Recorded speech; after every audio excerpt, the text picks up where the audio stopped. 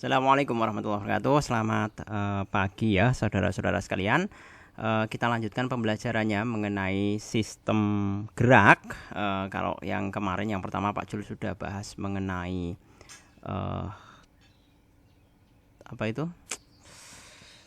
sebelum tulang itu kita sudah mempelajari mengenai struktur kerangka manusia. Jadi dari mulai tengkorak sampai dengan yang paling bawah. Nah, sekarang kita akan mempelajari yang lebih dalam lagi mengenai sistem tulang manusia. Nah, secara umum ya, bentuk tulang manusia itu beraneka ragam. Yang pertama itu ada yang bentuknya tulang pipi seperti ada di gambar ya. Bentuknya pipih atau tipis. Tapi bukan berarti tipis itu tidak keras ya. Bentuknya pipih, kemudian terdiri atas lempengan tulang kompak dan tulang spons. Nah, dapat dicontohkan mengenai tulang pipih itu ada pada tulang rusuk, tulang dada, tulang belikat, tulang panggul, dan tulang dahi. Kemudian yang jenis yang kedua adalah tulang tidak beraturan, yaitu tulang yang tentu yang namanya tidak beraturan itu bisa bentuknya lancip, agak panjang, gepeng, atau kombinasi beberapa bentuk. Sedemikian hingga dikatakan sebagai tulang tidak beraturan. Nah, dicontohkan di situ tulang tidak beraturan adalah seperti halnya tulang punggung dan tulang rahang. Kemudian bentuk tulang selanjutnya adalah tulang pipa. Nah, ini adalah bentuk tulang yang paling mudah dikenali karena sifatnya yang seperti pipa, bulat memanjang, bagian tengahnya itu berlubang. Nah, dapat dicontohkan mengenai tulang pipa yaitu tulang lengan, tulang paha, tungkai, dan ruas-ruas tulang jari. Nah, khusus pada anak-anak pada tulang pipa ya, pada bagian cakra epifisis. Cakra epifisis itu lebih cenderung di ujung-ujungnya. Itu mengandung osteoblast karena masih mengalami pertumbuhan. Nah, itu yang menyebabkan yang namanya anak-anak usia yang masih kecil ya, itu masih mengalami pertumbuhan. Ditandai dengan apa? Bertambahnya pemanjangan tulang.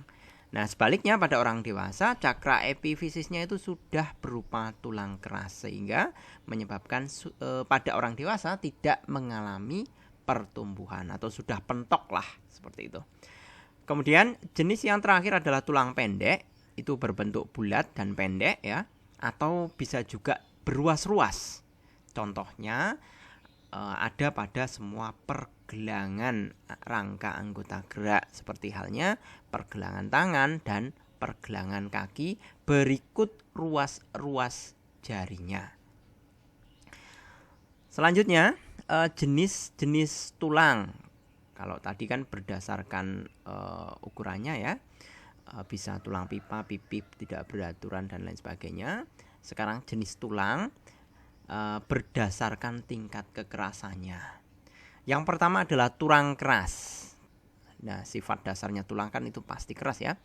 Itu dibentuk oleh sel pembentuk tulang atau osteoblast. Diingat, pertama kali adalah osteoblast merupakan sel pembentuk tulang. Nah, sel pembentuk tulang itu kemudian akan menghasilkan atau memproduksi sel tulang keras yang disebut sebagai osteosit.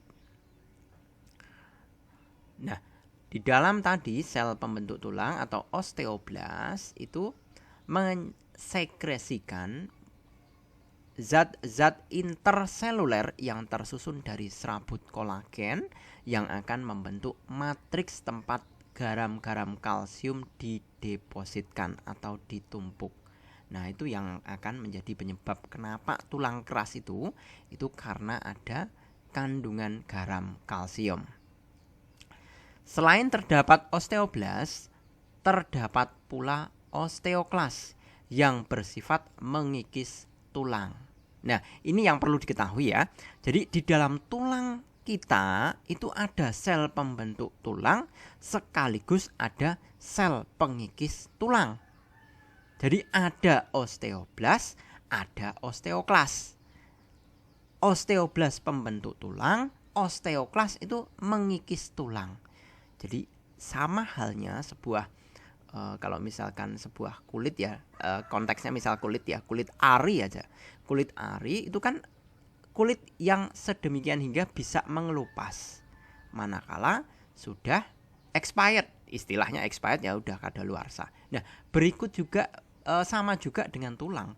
Tulang itu ada sel pembentuk tulangnya, sekaligus di dalam tulang itu ada pengikis tulangnya. Nah, pada osteoklas memiliki inti yang banyak dan berukuran besar. Coba diamati di dalam gambarnya ya. Yang memiliki kemampuan melubangi tulang yang kemudian dimasuki oleh kapiler darah. Dan osteoblas baru sehingga terbentuk matriks tulang yang baru. Semua ini ya, semua matriks tulang ini semuanya terdapat di dalam sistem lingkaran Havertz. Selanjutnya, tulang rawan. Nah, ini tulang rawan. Kalau paling mudah kita temukan ya, kalau misalkan kita makan ayam itu, misalkan paha ayam ya, ujung-ujungnya yang tidak ada dagingnya, tapi wujudnya putih. Nah, itulah yang dinamakan tulang rawan.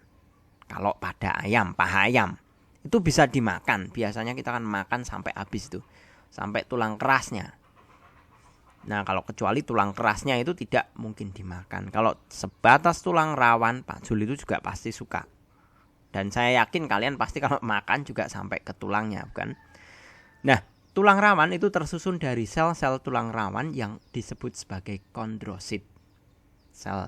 Ini kata kunci juga, perlu diingat ya. Tulang rawan itu kondrosit, menghasilkan matriks berupa kondrin, kemudian tidak memiliki serabut syaraf dan pembuluh darah. Diingat, tidak memiliki serabut syaraf dan pembuluh darah. Kemudian menerima nutrisi dari pembuluh darah dengan cara difusi. Ruang antar selnya terisi banyak serat kolagen dan serat elastik. Nah, sifat elastik inilah yang membuat tulang rawan itu mudah istilahnya ditekuk, ditekan, itu masih bisa. Jadi sifat elastis sendiri akan mengakibatkan tulang rawan itu lentur, jadi mudah dibentuk. Kemudian kondrosit memiliki ruang yang disebut dengan laguna. Kemudian kondrosit di dalam laguna menerima nutrien dari kapiler darah melalui difusi, karena kapiler darah tidak dapat masuk ke dalam matriks. Selanjutnya, tulang rawan berikutnya ada jenis tulang rawan hialin. Gambarnya bisa diamati ya. Matriksnya transparan. Tulang rawan ini penyusun rangka embrio. Jadi hanya dapat ditemukan pada saat embrio, pada saat janin terbentuk, yang kemudian akan berkembang menjadi tulang keras. Tentunya yang namanya embrio atau janin itu tulang-tulangnya itu kan tidak mungkin keras, karena belum ada asupan kalsium. Kalsiumnya hanya sebatas nebeng dari ibunya. Seperti itu. Nah, namun pada individu dewasa, tulang rawan hialin itu hanya terdapat pada sendi gerak sebagai pelicin permukaan tulang dan sendi. Kemudian bisa ditemukan juga di hidung, laring, trakea maupun bronkus. Tulang rawan berikutnya adalah tulang rawan fibrosa. Jadi berasal dari fibrosa itu mestinya kan serabut ya. Jadi kandungan matriksnya dari kata fibrosa tadi mengandung maksud bahwa matriks tulang tersebut berupa serabut kolagen, sehingga tulang rawannya bersifat kuat dan kaku, serta mampu menahan guncangan. Tulang rawan serat terdapat pada antar ruas tulang belakang dan cakram sendi lutut. Kita lanjut. mengenai proses pembentukan tulang. Nah, di situ ya kita bisa membaca proses pembentukan tulang itu dari kiri ke kanan. Jadi gambar dari kiri ke kanan itu menunjukkan proses osifikasi atau proses pembentukan tulang. Untuk gambar pertama dari kiri kita lihat di situ ada pusat osifikasi primer yang ditemukan di tengah-tengah tulang. Nah, itu berawal pada saat perkembangan tulang rawan hialin yang tadi kita katakan pada saat embrio atau janin. Nah, kemudian selanjutnya pertumbuhannya itu kan tentu di ujung-ujungnya bertambah panjang. Kemudian setelah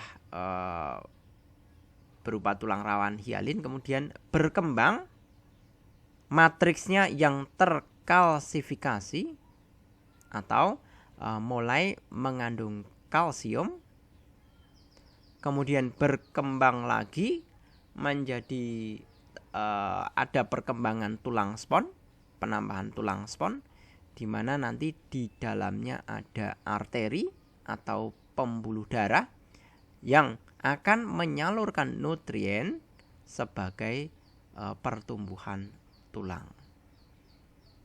Jadi pusat osifikasinya itu di dalam diafisis yang terisi pembuluh darah dan osteoklas. Nah, kemudian selanjutnya mulai terdapat perkembangan pusat osifikasi sekunder. Kalau di awal tadi hanya sebatas pusat osifikasi primer ya. Kemudian seiring berjalannya waktu akan mengalami osifikasi atau pembentukan tulang sekunder yang berasal pada osteoklas sehingga tulang membentuk rongga sumsum. Jadi di dalam tulang pipa yang paling mudah kita temukan itu di tulang pipa ya.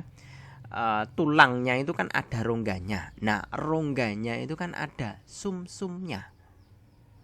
Itu yang biasanya kalau misalkan tulang sapi yang gede itu ya, biasanya bakso itu kan ditambah ada yang menawarkan menu bakso sumsum tulang. Jadi nanti paha kaki, bisa paha, bisa kaki, bagian kaki ya. Itu dipotong kemudian disajikan benar-benar utuh.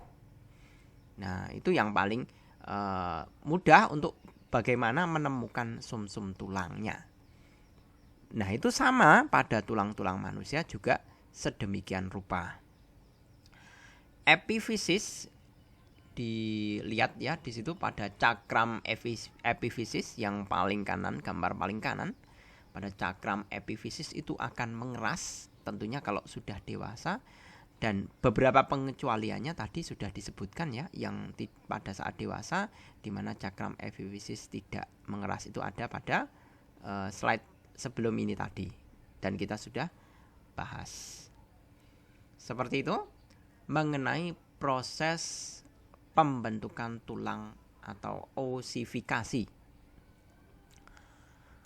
Berikutnya hubungan antar tulang. Nah, di dalam tubuh kita itu kan ada banyak sekali yang namanya tulang. Nah, masing-masing tulang antara satu dengan yang lain itu dihubungkan. Yang tentunya ada berbagai macam jenis hubungan antar tulang.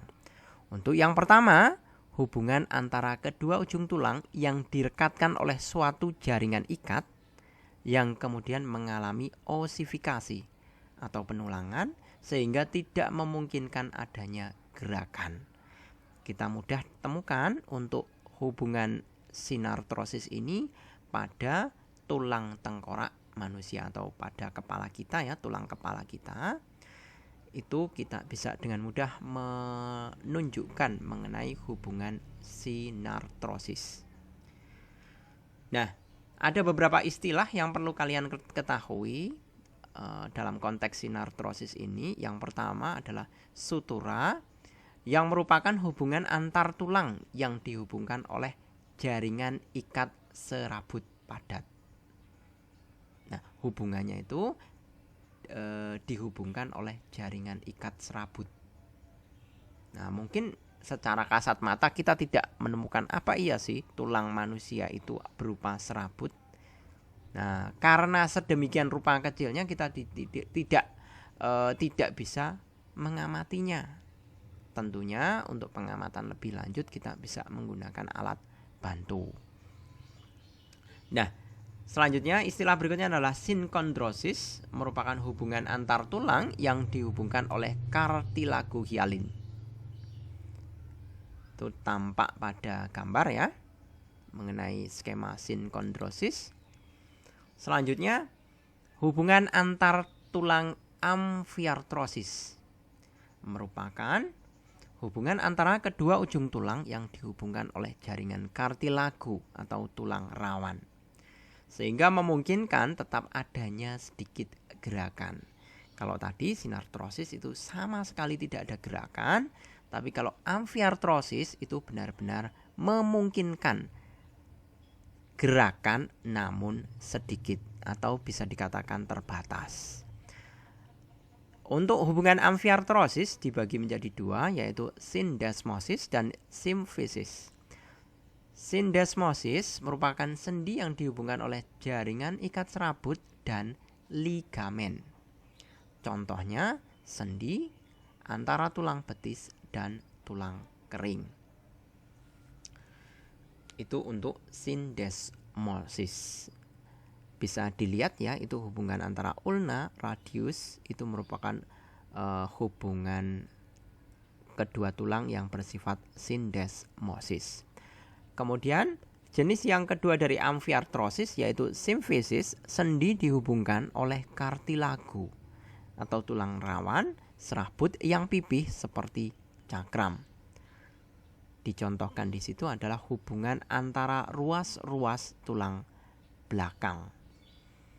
Jadi sebagaimana kita ketahui, kita menggerakkan punggung itu kan masih bisa. Kita bisa bungkukkan ke belakang, busungkan ke depan, kemudian toleh kiri, toleh kanan dari sumbu ruas tulang belakang itu kan masih bisa. Walaupun gerakannya hanya masih terbatas. Kemudian jenis yang ketiga yaitu diartrosis, yaitu merupakan hubungan antara tulang yang satu dengan yang tulang yang lain yang tidak dihubungkan oleh jaringan, sehingga memungkinkan terjadinya gerakan tulang secara lebih bebas. Gerakan yang bebas pada persendian dimungkinkan oleh adanya struktur khusus yang dibangun oleh ligamen. Bisa nampak di dalam gambar ya, ada ligamen, kemudian kapsul, cairan sinovial, membran sinovial, maupun tulang rawan hialin. Jadi hubungan diartrosis pada persendian itu bisa diamati pada gambar.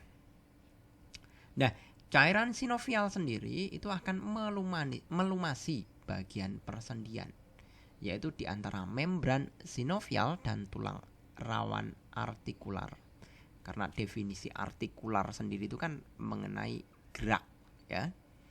Jadi sendi kita bergerak itu sama halnya seperti halnya motor atau mobil atau kendaraan yang bergerak dengan mesin motor, itu pasti perlu pelumas, oli. Nah, di sini oli pada manusia itu digantikan oleh yang namanya cairan sinovial. Itulah yang bersifat sebagai oli. Jadi agar antara gesekan antara tulang yang satu dengan tulang yang lainnya itu tidak menimbulkan yang namanya benda keras. Tulang itu kan keras ya. Benda yang keras dengan benda yang keras kalau bergesekan nanti agar tidak terjadi keretakan atau patah. Dan tentunya agar membuat lebih mudah dalam proses gerakannya. Berikutnya masalah persendian. Nah, hubungan antara tulang atau artikulasi persendian itu bisa dilihat ya. Di situ ada sendi putar, sudah ada arah panahnya, itu menunjukkan di mana letak sendi tersebut berada. Sendi putar ada di sekitar tulang leher, kemudian sendi engsel pada siku tangan kita, kemudian sendi pelana pada telapak tangan kita, kemudian sendi peluru ada pada pangkal panggul kita dengan tulang paha, kemudian sendi kondiloid itu ada pada antara tulang hasta dengan tulang pergelangan tangan, kemudian sendi luncur ada pada telapak kaki. Nah, kita definisikan satu persatu. Yang pertama mengenai sendi putar. Sendi putar merupakan hubungan dua tulang di mana tulang yang satu dapat mengitari tulang yang lain. Contohnya tulang atlas dan tulang pemutar atau tulang aksis yang ada pada leher kita. Sedemikian hingga kita leluasa untuk menoleh ke bawah, ke atas maupun ke samping kiri maupun ke samping kanan. Itu pada tulang leher ya, yang terdiri dari tulang atlas dan tulang pemutar. Kemudian jenis yang kedua adalah sendi peluru, merupakan hubungan dua tulang yang dapat menimbulkan gerakan ke segala arah. Itu paling mudah untuk diamati ya. Di hubungan antar tulang tersebut terbagi menjadi, maksud saya tulang-tulang yang terlibat adalah salah satu tulang yang berwujud mangkok atau cawan yang nanti sebagai peletak pelurunya atau bolanya, ujung tulang bolanya. Nah, itu bisa ditemukan pada tulang gelang bahu dengan tulang lengan atas, kemudian hubungan antara tulang gelang panggul dengan tulang paha. Berikutnya adalah sendi pelana.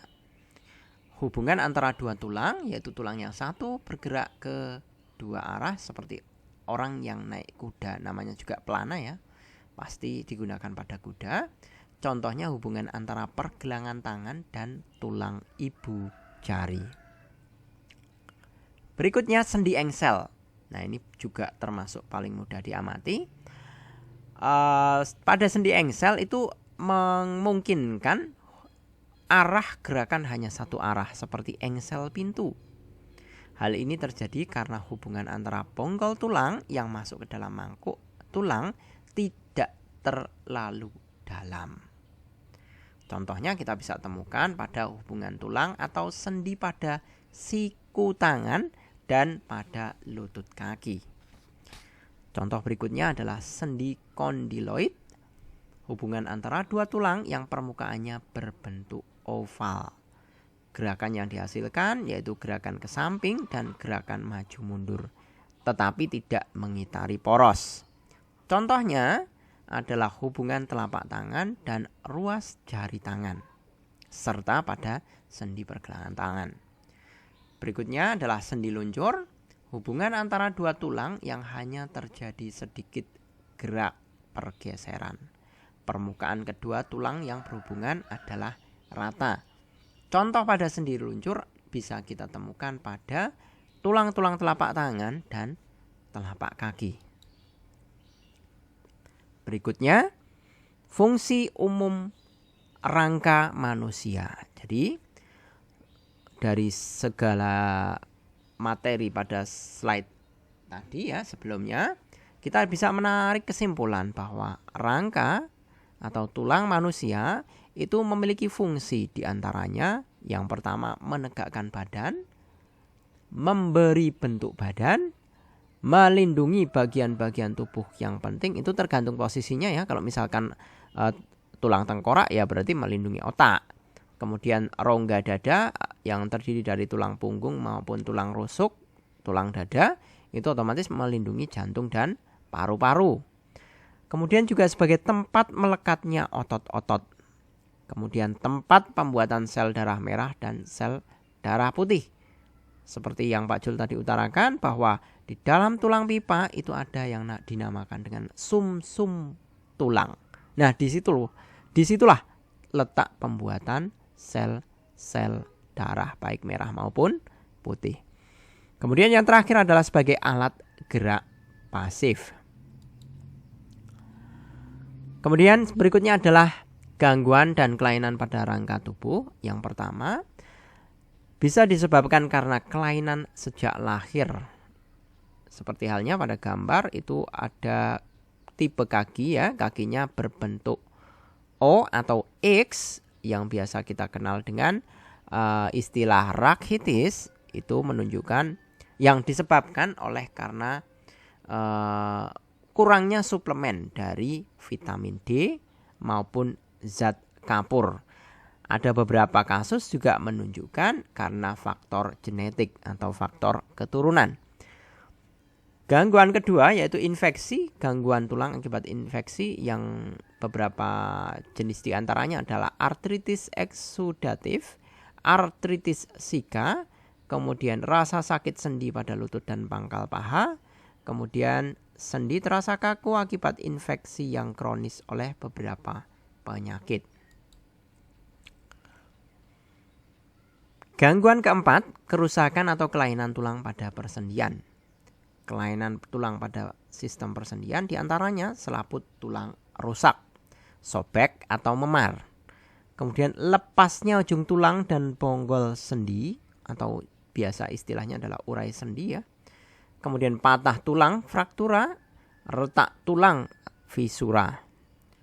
Gangguan berikutnya adalah nekrosis, yaitu berupa matinya sel-sel tulang yang disebabkan oleh rusaknya selaput tulang atau periosteum sehingga suplai makanan terhenti dan sel-sel akan mati. Bisa diamati ya pada gambarnya mengenai kegangguan dan kelainan untuk nekrosisnya. Jadi kan kelihatan di situ suplai darahnya tersumbat. Yang atas normal, yang bawah itu tersumbat. Kemudian yang kelima adalah gangguan karena yang diakibatkan karena defisiensi atau kekurangan vitamin D dan kalsium yang dapat mengakibatkan gangguan proses penulangan sehingga tulang menjadi bengkok ataupun keropos. Gangguan yang keenam yaitu layu semu yang disebabkan oleh rusaknya cakra epifisis akibat infeksi sifilis pada anak sejak dalam kandungan sehingga tulang tidak bertenaga atau layu. Yang terakhir ya, saya rasa yang terakhir ini adalah gangguan osteoporosis, yaitu gangguan yang disebabkan oleh metabolisme tulang karena kerja sel penghancur tulang melebihi kerja sel pembentuk tulang. Jadi osteoklasnya lebih tinggi dibandingkan osteoblas. Seperti yang Pak Jul tadi utarakan, bahwa di dalam tulang di samping terdapat sel pembentuk tulang, ada juga sel pengikis tulang. Manakala kesetimbangannya terganggu, manakala sel penghancur tulangnya lebih tinggi, maka kita akan mengalami yang dinamakan dengan osteoporosis.